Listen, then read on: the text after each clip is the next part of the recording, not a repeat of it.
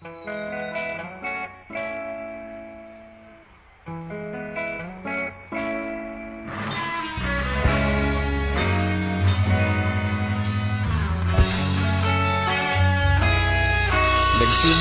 ang lahat sa eskwela, nagsama-samang 12, sa kalokohan at sa tuksuhan, hindi maawat sa isa't isa.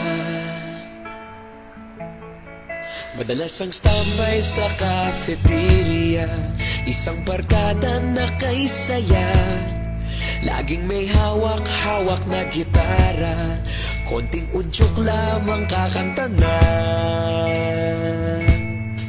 Kay simple lamang ng buhay noon, walang mabibigat na suliranin, problema lamang laging kulang ang datong.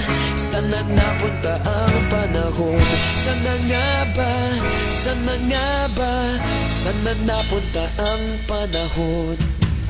Sana nga ba? Sana nga ba? Sana napunta ang